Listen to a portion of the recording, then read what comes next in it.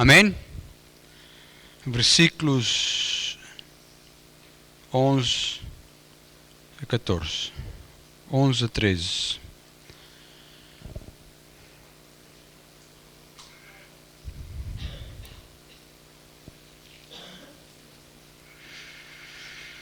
Oramos. Senhor, meu Deus, meu Pai, obrigado por uma semana abençoada, meu Pai. Obrigado por a Tua presença aqui, meu Pai. Pai, capacita-me, Pai. Capacita-me cada vez mais e mais, Pai. Pai, que eu possa falar fluentemente, Pai. Que eu possa transmitir a Tua palavra, Pai. Não a minha palavra, mas a Tua, Pai. Que penetre a cada coração aqui, Pai. Penetre a cada coração que está a ouvir pela internet, Pai. Sejam tocados, Pai. Que seja a Tua palavra, Pai, não a minha, Pai. Em nome de Jesus, tira toda distraição, tudo que nos impede de ouvir a Tua palavra, Pai. Tira do meio de nós. Em nome de Jesus eu peço, Pai. Capacita mais uma vez, Pai. Em nome de Jesus. Amém. Meus irmãos, Jeremias 29, 11. Porque eu bem sei os pensamentos que penso de vós, diz o Senhor. Pensamentos de paz e não de mal, para vos dar o fim que esperais. Então me invocareis e ireis e orareis a mim, e eu vos ouvirei. E buscais-me-eis e me achareis quando me buscardes de todo o vosso coração. Amém? Meus irmãos, Jeremias escreveu estes versículos, faz parte de uma carta que Jeremias escreveu ao povo que estava em cativeiro. Esta carta foi dirigida ao resto dos anciãos, aos sacerdotes e os profetas, para poder espalhar esta carta entre eles. Isto foi no tempo de cativeiro e o exílio do povo na Babilônia, no tempo do rei Nabucodonosor. Ele também diz que esse tempo de cativeiro, este tempo de exílio, seria 70 anos. Durante esses 70 anos, Deus não os abandonou. Deus aqui diz que continuava com eles e continuava a ouvir as suas orações, os seus clamores. Meus irmãos, Deus também deu uma diretiva. Em Jeremias 29, de 4 ao 7, diz: Assim diz o Senhor dos Exércitos, o Deus de Israel, a todos que foram transportados, que eu fiz transportar de Jerusalém para a Babilônia.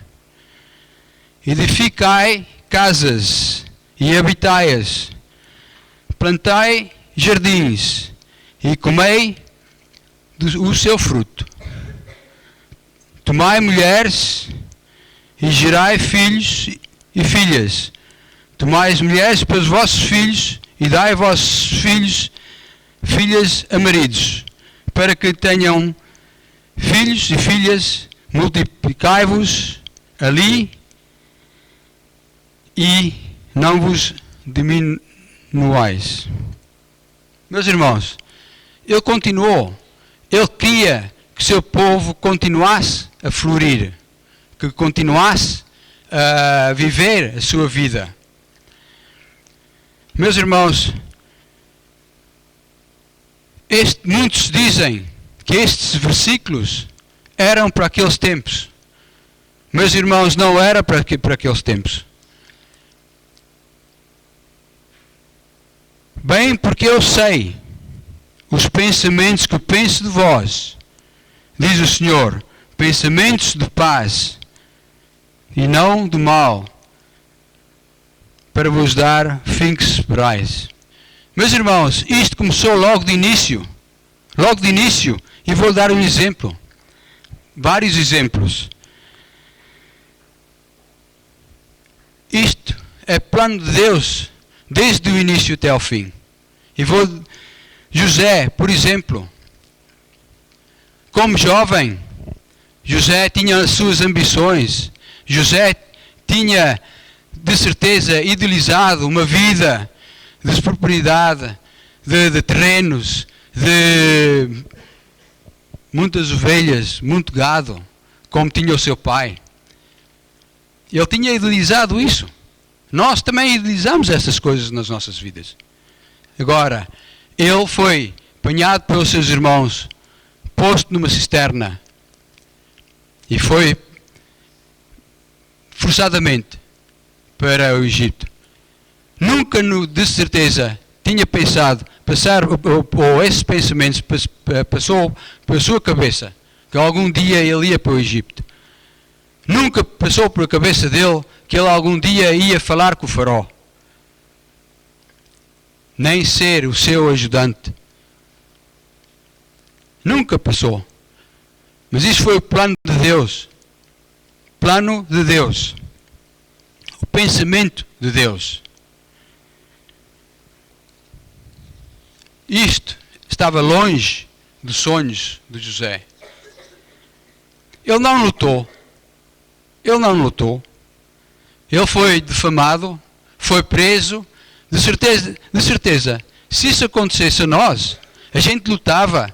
Imagina alguém chegar aqui e levar-nos preso inocentemente. A gente barafustava, a gente fazia tudo e mais alguma coisa para sair dessa situação. José não o fez. José sabia que Deus estava com ele. Meus irmãos,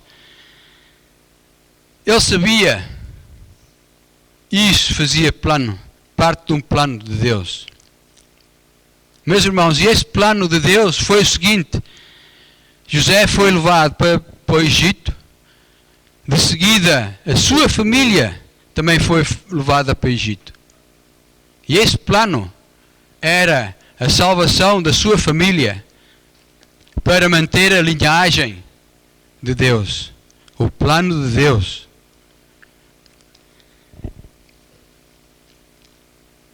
Porque senão, na altura que a família saiu de Canaã para o Egito, havia fome. A família deles ia morrer de fome. E aí acabava a linhagem. Meus irmãos, 450 anos mais tarde, Moisés também foi o plano de Deus em Moisés. O menino foi posto no rio para fugir à matança daquela altura de Faraó. Deus pegou no menino e meteu em casa de Faraó. Ele foi criado lá para ele conhecer. Ele conheceu como o Faraó e os egípcios pensavam. Depois de ele matar o guarda, ele fugiu para o deserto. E começou a sua nova vida. Mas Deus tinha um plano para ele. Pegou nele e mandou novamente para tirar o seu povo do cativeiro. Ele não recusou. Ele clamou que não tinha jeito, como eu, para falar. Mas Deus trabalhou nele. E ele foi e fez o trabalho dele. Era o plano de Deus. O plano era tirar o seu povo do cativeiro. Nós vimos Ruth. A Ruth também, junto da Noemi, Deus trabalhou. O que aconteceu? O marido e os filhos de Ruth morreram e por causa da fome, novamente, Noemi tinha de voltar à sua terra. Deus tocou o coração de Ruth. Ruth era moabita, um povo que era idólatra, um povo que fazia sacrifícios de filhos e filhas aos seus deuses. Mas Ruth conheceu o Deus da Noemi e ela foi para trás, voltou. Ela não tomou a mesma decisão do que a outra nora, a órfã. Não tomou essa decisão. Ela foi com Noemi. Foi para trás. Obedeceu. Conheceu Boaz. Meus irmãos, Ruth é a avó de Jesse e bisavó de David. Se Ruth tinha recusado, acabava a linhagem ali? Com certeza não. Deus tinha um plano e o plano dele ia se concretizar. E ele utilizou Ruth. E não recusou. Davi, em jovem, músico, sonhador, todos os músicos são sonhadores, de certeza sonhava continuar a pastorar as ovelhas do seu pai. Ele era corajoso, porque ele acabou por matar um leão, mas nunca pensou que ele ia ser rei. Mas Deus mandou Samuel e o ungiu como rei. Ele não recusou. Ele não recusou o mando do seu pai para levar comida aos seus irmãos em batalha. Não recusou. Era o plano de Deus. Era o plano de Deus. A gente vê em Juízes como Deus trabalhou. A roda do pecado, a roda da idolatria, mas Deus sempre mandou o juízo, sempre perdoou, houve sempre o perdão. 450 anos mais tarde, mais ou menos, até pode ser mais, o anjo Gabriel apareceu a Maria, uma jovem, virgem, com sonhos, noivada. Nessa altura já estava a sonhar com o seu noivado, com o seu noivo, com o seu casamento, com o seu futuro, pensar no seu ter filhos, a sua casa. Como nós todos, a gente sonha isso. De repente chega o anjo e muda tudo. E ela não recusou. Não recusou. Ela não disse ao anjo, oh, espera, primeiro vou falar com José, ver o que é que ele disse. Não, ela aceitou logo, seja feita a tua vontade.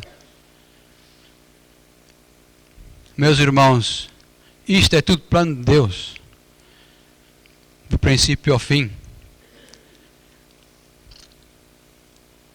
O plano de Deus, qual é o plano de Deus?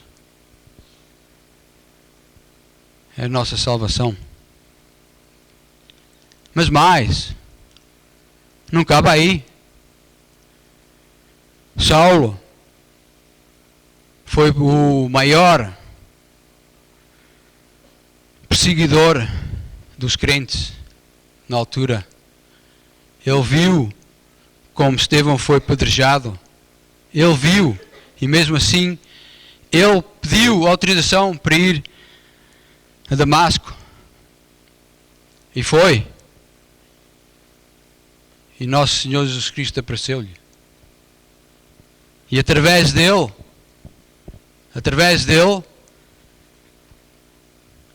começou, através dele e os outros apóstolos e os outros crentes, começou a sua igreja. Era o plano de Deus, a sua noiva. É o plano de Deus, meus irmãos. Paulo também escreveu 13 epístolas com muitos ensinamentos, muitas diretivas para nós possamos também conseguir caminhar nessa direção. Meus irmãos, imagina o meu pastor Tiago e a minha pastora, quando foram tocados para vir para este país, um país estranho a eles, imagine se eles não tinham aceito o plano de Deus na vida deles. Não estaria aqui nem vocês. Se calhar nem tinha sido convertido. E vocês também não. Amém? Glória a Deus por o plano deles na vida deles. Amém? Meus irmãos, isto que a gente estamos a ver é tudo consequências da idolatria, da desobediência do povo de Deus. Tudo isto. Mesmo quando a gente vê, após a crucificação do nosso Senhor Jesus Cristo, Ele preveu e profetizou a destruição do templo. E 70 anos mais tarde, os romanos destruíram o templo. E aí começou novamente o exílio do povo judeu. O povo judaico foi espalhado pelo mundo fora. Por duas razões. Eles fugiram da guerra, fugiram da perseguição, e essa outra razão é propagar a palavra de nosso Senhor Jesus Cristo. Porque se isto também não tinha acontecido, nós também não íamos conhecer a palavra de nosso Senhor Jesus Cristo. Meus irmãos,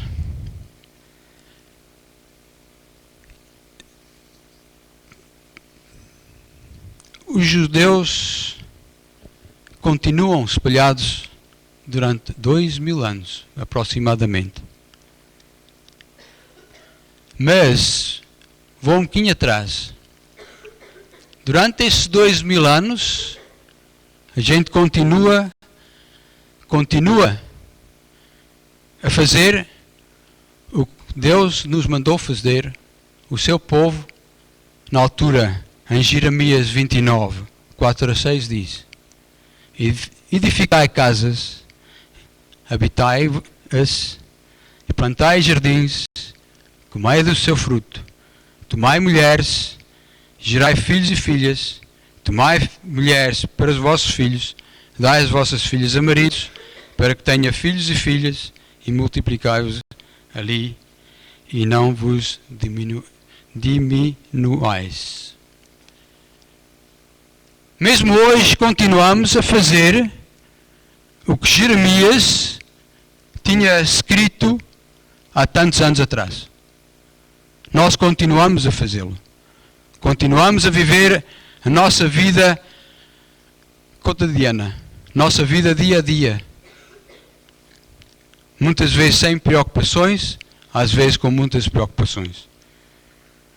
Continua a ser o plano de Deus. O plano de Deus continua a ser salvação. Mas de seguida, o plano de Deus será a segunda vinda do nosso Senhor Jesus Cristo. E o plano de Deus será a limpeza do mundo. Hoje em dia, se a gente olhamos, os tempos são iguais aos tempos de Sodoma e Gomorra. Se a gente olhamos à nossa volta, a gente vê que nós continuamos a viver em cativeiro. E qual é esse cativeiro? É o cativeiro do pecado.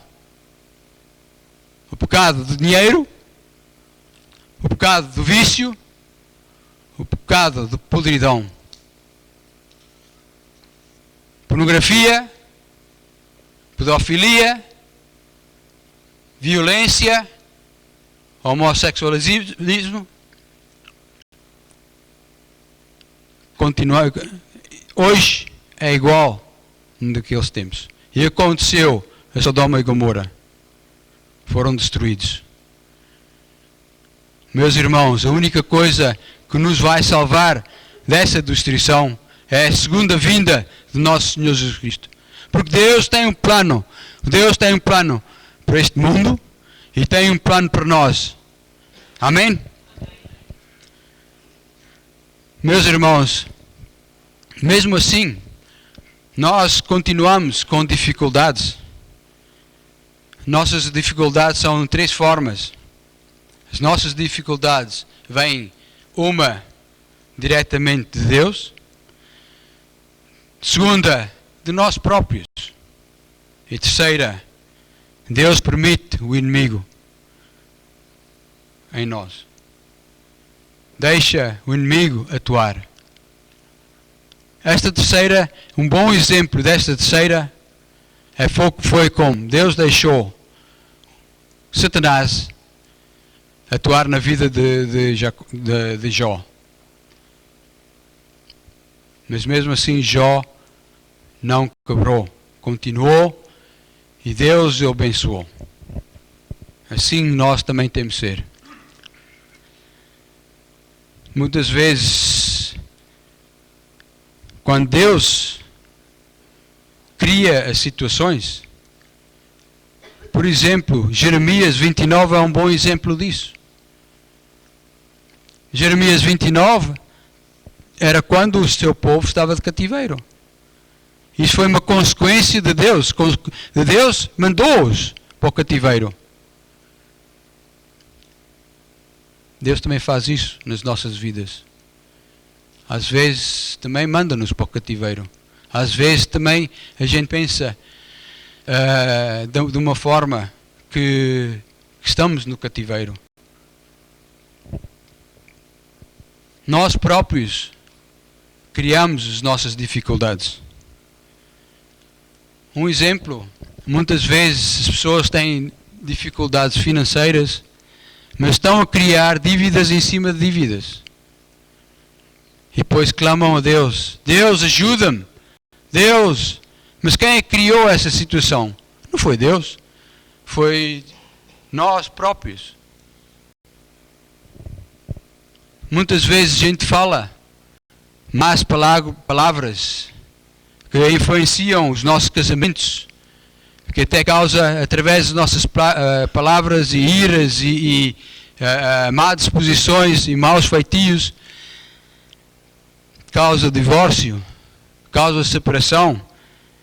Mesmo o nosso emprego, às vezes, más palavras causa desemprego. As nossas palavras nas relações causam más amizades. Meus irmãos, nós próprios, por exemplo, muita gente tem problemas de saúde, mas muitas dessas vezes somos nós que criamos esses problemas. Ou comemos a mais ou comemos a menos. Quando comemos a mais, temos problemas de estômago, rins, fígado. Bebemos a mais, temos as mesmas consequências. Quando comemos a menos, temos bulimia, temos essas outras situações. Somos criados por nós. Depois a gente clama a Deus: Deus, cuida de nós. Cuida-nos. Não foi criado por eles, foi criado por nós mesmos. Então, nós também temos de ter cuidado no que nós fizemos. Mas isto continua no plano de Deus. Mas isto continua. São situações criadas não só por Ele. Mas estes resultados destas situações vêm ao encontro de Jeremias 12:13, que diz: então me invocareis e ireis e oreis a mim, e eu ouvirei, e buscai-me-eis e me achareis, quando me buscardes com todo o teu coração. Nestas situações é quando a gente clama mais. Quando estamos em dificuldades, é quando a gente vamos ao seu encontro. Vamos à procura dele. Amém? Muitas vezes a gente clama: restaura os meus sonhos. Sonhos roubados. Porque isto me acontece? Eu não mereço. Meus irmãos, Jeremias 55, 8 a 9 diz: porque os meus pensamentos não são os vossos pensamentos, nem os vossos pensamentos, vossos caminhos, os meus caminhos, diz o Senhor. Porque assim como os céus são mais altos do que a terra, assim são os meus caminhos mais altos do que vossos caminhos, e os meus pensamentos mais altos do que os vossos pensamentos. Meus irmãos, nós somos muito pequenos. Nós nem devíamos ter ousadia de questionar a ação de Deus nas nossas vidas. Porque os pensamentos deles não são os nossos pensamentos. Nem o seu caminho, o nosso caminho. Mas temos de tentar alinhar os nossos pensamentos, alinhar os nossos caminhos com os pensamentos e os planos de Deus.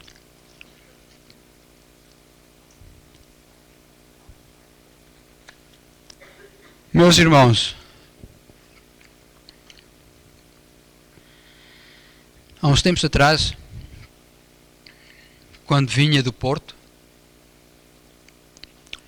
não me recordo muito bem o que é que tinha ido ao Porto, talvez levar a Mila quando ela ia de viagem, não me recordo muito bem, mas quando no caminho, eu lembro muito bem, fui tocado no coração com uma palavra: tempo.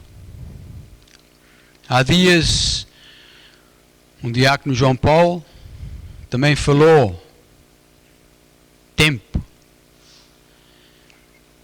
Antes de ontem, a irmã Joyce também falou no tempo. Meus irmãos, e ontem, quando estava a preparar a pregação, esta palavra novamente veio-me ao coração. Isto vem ao encontro, eu na altura não tinha percebido. Mas ontem é que percebi.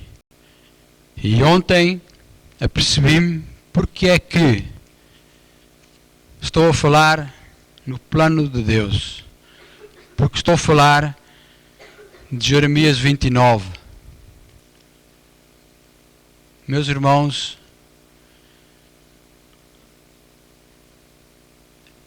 Jeremias, na altura, falou em 70 anos que o povo ia estar em cativeiro. Jesus deu 70 anos do tempo dele até a destruição, ou a morte dele, e a ressurreição, até a destruição do templo em Jerusalém. Meus irmãos, profecias várias vezes são repetidas. Meus irmãos, o plano de Deus continua e está próximo de chegar ao seu auge. Meus irmãos, Israel foi restabelecida como nação no dia 14 de maio de 1948. Vai fazer agora 68 anos. Meus irmãos, estamos próximos do fim. Meus irmãos, Ele está a vir. Meus irmãos, preparem-se. Meus irmãos, isto é o plano. Meus irmãos, arrependai-vos. Meus irmãos, aqueles que ainda não aceitaram Nosso Senhor Jesus Cristo como Senhor e Salvador, aproveitem agora, porque agora está na hora. Meus irmãos, não há tempo a perder. Só ontem e hoje, quando estava a acabar de preparar, é que mesmo percebi mesmo, meus irmãos, está na hora. Está na hora. Porque mesmo Jeremias 29 diz, porque assim diz o Senhor, certamente que passados 70 anos em Babilônia, vos visitarei e cumprirei sobre vós a minha boa palavra, tornando e trazendo-vos a este lugar. Meus irmãos, um grande sinal deste tempo que Deus está a levar o seu povo novamente para Jerusalém. Os judeus estão a voltar para Jerusalém. Os sinais estão à porta, meus irmãos. Faz agora 68 anos. Vai fazer agora 68 anos que Israel tornou-se nação. Meus irmãos, está na hora de vos converter, arrepender-vos. E está na hora de nós fazer o plano de Deus das nossas vidas, que é ir lá para fora. Ir lá para fora. Pregar e divulgar e trazer almas para o nosso Senhor Jesus Cristo. Amém?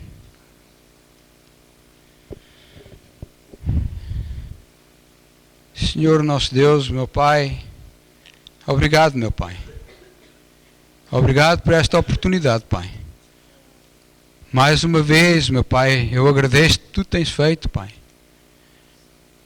Vem sobre o Teu povo, meu Pai. Toca-lhe os corações, Pai. Tira toda a timidez, Pai.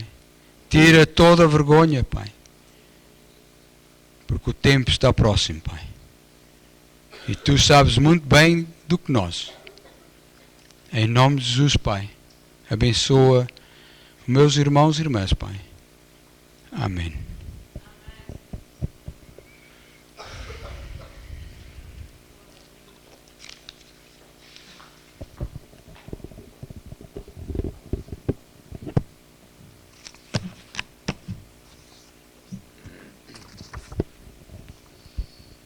A graça e a paz, igreja. Amém? Todo mundo aqui ouviu a voz do Senhor, amém? A hora é quando? Agora? Aleluia. A hora é agora, amém, igreja? Nós vamos continuar em oração até as 7 horas. E eu quero convidar aqueles que estão aqui durante toda a semana estão de folga agora, nessa hora. Mas aqueles que não têm levantado a voz em oração aqui conosco, eu convido para estarmos aqui agora orando, porque, como Deus falou, a hora é agora. Clamando, pagando o preço de oração. E todos aqueles que já estão aqui, eu, Luzia, Laura e os outros que vêm durante a semana, estamos aqui orando. Não precisa vir não, mas aqueles que a gente não tem ouvido a voz, essa é a hora de tirar a timidez, essa é a hora de derrubar as cadeias, porque a única pessoa que não quer que você ore, Ângela, é Satanás. E Deus quer que a gente levante a voz em oração. Deus quer ouvir o seu povo orar. E nós, como igreja, queremos concordar. Queremos romper os céus, queremos romper essas cadeias em nome de Jesus. Não queremos ver ninguém calado. Queremos ver todos na mesma visão. A palavra de Deus diz que nós somos igreja. Ele é o cabeça. E a palavra de Deus diz que toda a igreja tem que estar na mesma visão. Toda a igreja tem que estar unida, na mesma comunhão, no mesmo andar. Que só haja entre vós um pensamento, um sentido. Então o momento agora que a igreja está passando é o momento de orar, orar, orar. Porque o tempo se aproxima. E Deus está levantando a gente a orar, orar, orar.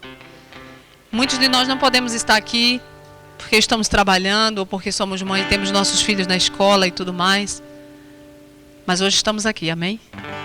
E a hora é agora, não é amanhã. A hora de se levantar, exercer o seu chamado, a hora de se levantar e abrir a sua boca, a hora de se levantar e perder essa timidez, esse medo, é agora.